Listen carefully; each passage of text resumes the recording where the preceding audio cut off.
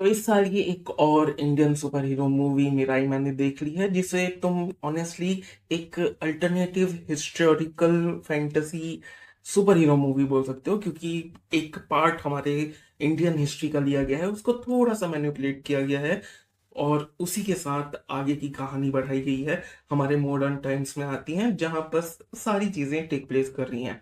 अब बात आती है कि आखिर मूवी कैसी है। तो मूवी ओवरऑल ठीक है, इनके पास कॉन्सेप्ट बहुत बढ़िया था, बहुत सही तरीके से सारी चीजें कनेक्ट की थी।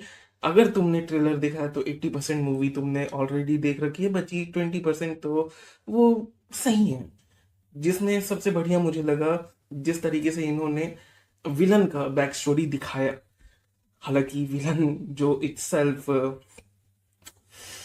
मेन विलन जो है, जिसका अडल्ट फॉर्म हमें देखने को मिलता है, वो थोड़ा मुझे सही नहीं लगा, लेकिन उसका जो टीनेज ईयर या फिर यंग अडल्ट वाला एक्टर था वो बहुत सही लगा मुझे। अब बात करते हैं कि कहानी क्या कहती है। कहानी कहती है कि सम्राट अशोक अपने गिल्ट में आकर के, उनकी आखिरी लड़ाई के बाद जो उनके अंदर का गिल्ट था उसमें आकर के उन्होंने अपनी सारी विद्या, उनके जितने पावर्स थे, उनकी नॉलेज वगैरह 9 अलग अलग बुक्स में डाल दी है, और वो 9 अलग अलग बुक्स अलग अलग जगह लोग प्रोटेक्ट कर रहे हैं ताकि किसी गलत के हाथ में ना पड़ जाए। इसी के बीच में कहानी शुरू होती है द चोजन वन, हमारे हीरो और विलन के बीच में, कि कैसे इनको ग्रंथों के बारे में पता चलता है और कैसे ये ग्रंथ ढूंढने निकल जाते हैं।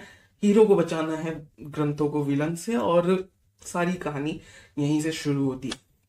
कहानी सुनने में ओवरऑल सही लग रही होगी तुम्हें, लेकिन बात आती है एग्जीक्यूशन की। तो एग्जीक्यूशन वही टिपिकल साउथ इंडियन मूवी की तरह है। हालांकि कई सारे ट्रोप्स का मजाक भी उड़ाया जाता है, जैसे कि तुम चोजन वन हो, ये अमरिन माइन, ऐसे तरीके से मेटा कमेंट्री भी की गई है, लेकिन ओवरऑल फिर भी बहुत लैकलस्टर लगता है, बहुत ही प्रिटेंशियस लगता है।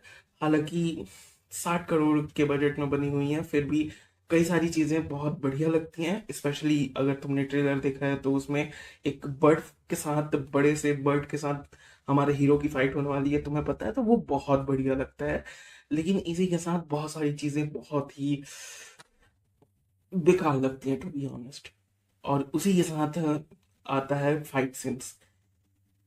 उंगलियों में मतलब एक या दो फाइट सीन्स तुम्हें अच्छी लगेंगी, लेकिन उसके अलावा बहुत बुरी हैं, स्पेशली जो ट्रेन वाले फाइट सीन है। It was not working at all, not at all, not for a single frame. कुछ काम नहीं कर रहा था। उसके बाद क्लाइमैक्स भी बस खत्म कर दिया गया, उतना हाइप आपको फील नहीं होता है। तो ओवरऑल इनके पास कॉन्सेप्ट अच्छा था, इन्होंने दिमाग बहुत सही लगाया, लेकिन बात आती है एग्जीक्यूशन की, तो वहां बस ये मार खा जाते हैं।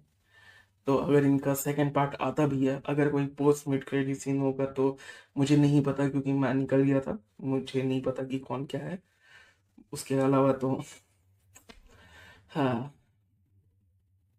काफी लैकलस्टर थे, उतना मैं हाइप नहीं बोलूंगा इसे।